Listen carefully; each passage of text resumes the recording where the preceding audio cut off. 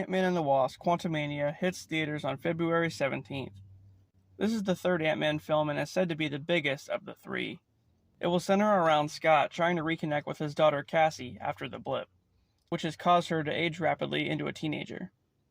She's very smart as well. In the film, she designs a machine that links our universe to the quantum realm. And in this video, I'll reveal the plot of Quantumania. And just a warning, because I told myself I would actually start warning you, there are spoilers ahead.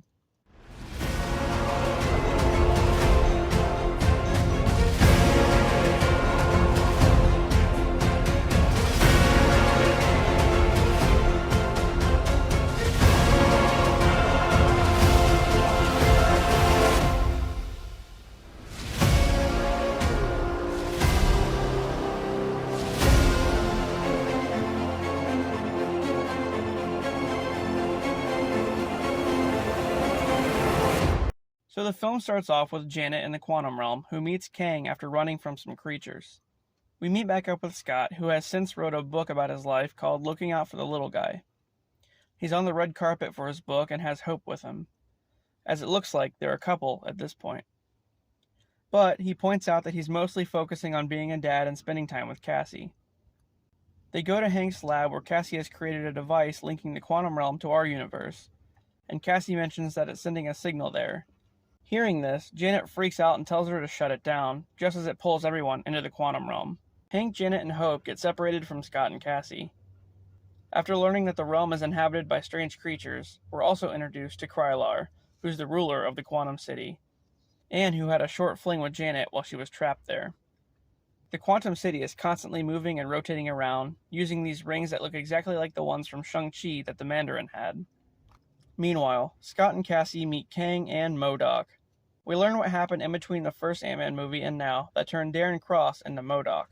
Also, we get Kang's backstory. Basically, Kang and Janet were both trapped in the quantum realm together. They were working together to fix Kang's broken ship, which has the ability to travel the multiverse. In exchange for her help, Kang was to fix time for Janet, giving back the year she lost with Hope. However, she discovered his true nature and found out that he was evil. So Janet destroyed the power source for his ship and stranded them both deeper into the quantum realm. Ever since, Kang has been hunting for her, vowing to get revenge. So, Kang asks Scott for help to escape the realm and then basically threatens to take away anything he loves if he doesn't agree to help, even mentioning that he's defeated the Avengers several times before. He then tells Scott that he's the only one who can stop what's coming, and when Scott asks who's coming, Kang says, "Me." Later on, traveling around, Scott gets to the nexus of the quantum realm, where he faces variants of himself. But then, they all work together to fight MODOK, who wants revenge against Scott. There's a running joke throughout the film of everyone calling MODOK Darren, and he truly hates it. Then, at some point, Janet encounters Kang, who she calls Nathan, because we know in the comics his real name is Nathaniel Richards.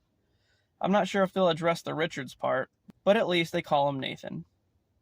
He tells Janet that he had a long time to plan his revenge, and he plans on escaping the quantum realm to not only conquer her universe, but all of the ones in the multiverse as well.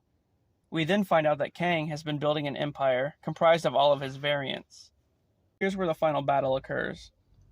Cassie grows big and fights MODOK, but ultimately persuades him to switch sides and fight against Kang. Meanwhile, Kang has a final standoff against Scott, Hope, and Cassie. Just when things are looking grim, Hank flies in with an army of ants and tries to distract Kang, but it doesn't last long. Then, MODOK gets fatally wounded and gets embraced by the heroes as he dies. So yeah, MODOK definitely doesn't make it out of the movie. But he does make up with Scott right before. Then, after that, the group goes to leave the quantum realm, but are held up by Kang.